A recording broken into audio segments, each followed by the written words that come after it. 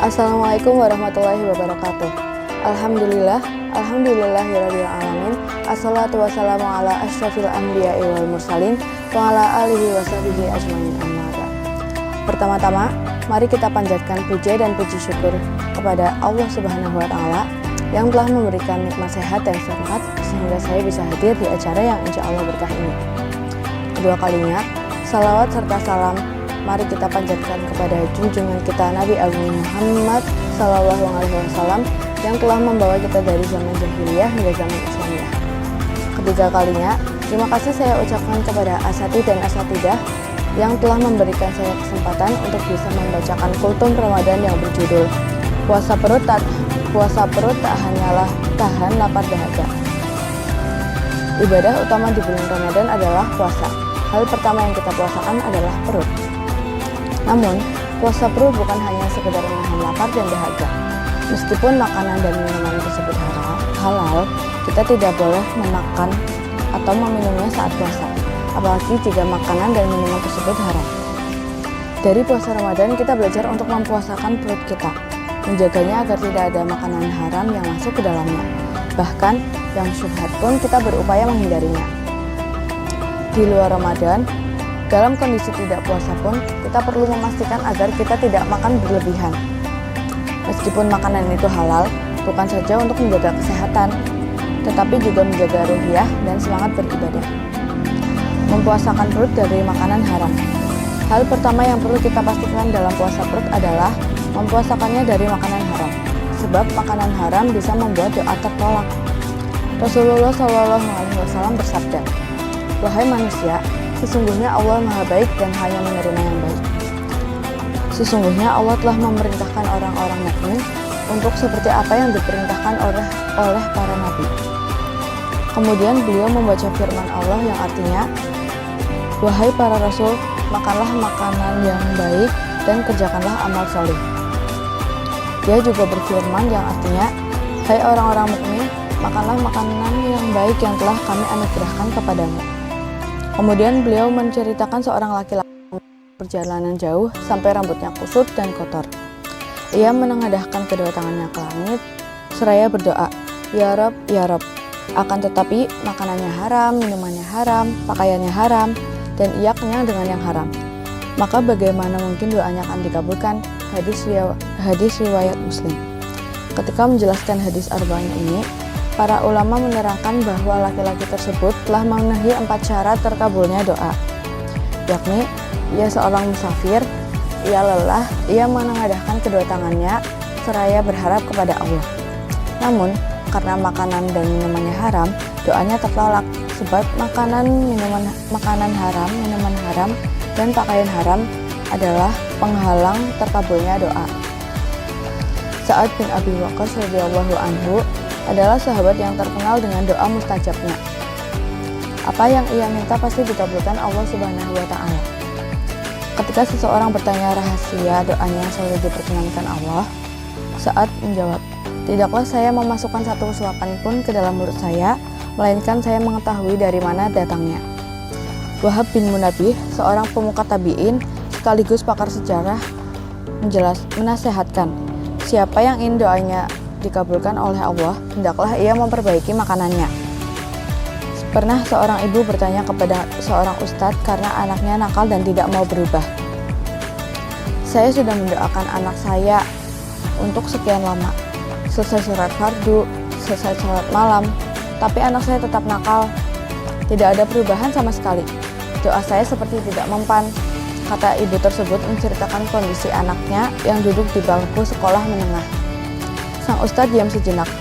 Ia mencoba mencerna seluruh cerita ibu tadi.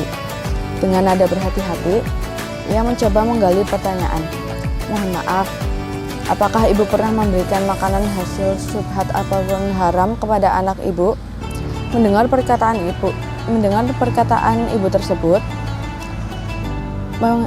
pertanyaan itu, sang ibu terdiam. Air mukanya menyiratkan kegundahan dan perlahan matanya berkaca-kaca. "Ya Ustadz, kalau dari uang syubhat sering. Suami saya sering mendapatkan uang yang tidak jelas. Kadang sebagai bentuk terima kasih rekan yang telah dilayaninya, kadang pemberian pimpinan yang tidak jelas dari mana, kadang juga ada rekayasa laporan dari tempat kerjanya. Nah, itu Bu, ketika anak-anak mendapatkan asupan makanan yang haram atau syubhat, salah satu efeknya ia bisa terhijab dari doa. Apalagi orang tuanya juga memakan makanan haram, semakin tidak nyambung itu doanya. Allah tidak berkenan mengabulkan doa orang tua tersebut. Makanan haram juga bisa membuat seseorang jauh dari hidayah, bergelimbang kemaksiatan atau terjerumus ke dalam kelamnya dosa. Yang lebih menakutkan, makanan haram yang menyeret tubuh ke neraka, sebagaimana sabda Rasulullah Shallallahu Alaihi Wasallam kepada Ka'ab bin Ujrah radhiyallahu anhu. Wahai Ka'ab bin Ujrah, tidaklah daging manusia tumbuh dari barang yang haram, kecuali neraka lebih berhak atasnya. Hadis riwayat Tirmizi. Mempuasakan perut dari makanan syubhat. Makanan haram sudah jelas. Makanan haram sudah jelas baik karena zatnya seperti bangkai, darah, daging babi, binatang yang telah disembelih tidak disebut nama Allah, minuman keras dan narkoba, maupun karena cara memperolehnya seperti mencuri, menipu, dan sebagainya. Namun ada pula makanan syubhat yang tidak jelas itu halal atau haram, baik karena zatnya yang masih menjadi perdebatan para ulama maupun karena cara memperolehnya.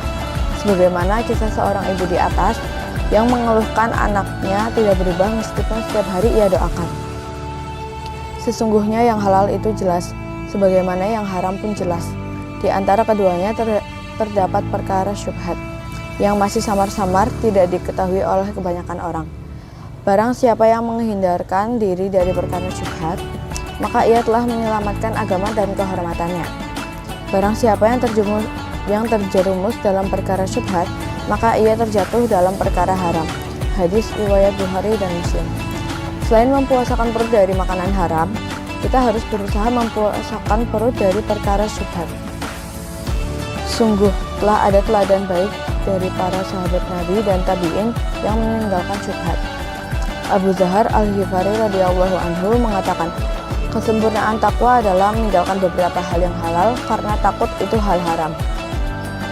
Ibrahim bin Adham radhiyallahu anhu tidak mau minum air Zam-Zam karena timba yang saat itu digunakan adalah timba milik pengusaha.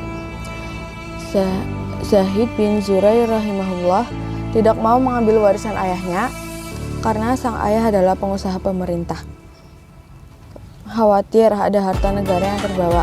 Ini tingkatan para ulama yang tinggi waraknya. Mempuasakan perut dari makan berlebihan. Meskipun makanan dan minuman halal, hasil kerja sendiri yang halal, Allah mengingatkan agar kita tidak berlebih-lebihan. Wakulu washrabu wa la tusyriku. Makan dan minumlah, tetapi jangan berlebihan. Di antara tanda berlebihan adalah ketika seseorang makan hingga kekenyangan. Rasulullah SAW mengajarkan, yang ideal adalah makan secukupnya.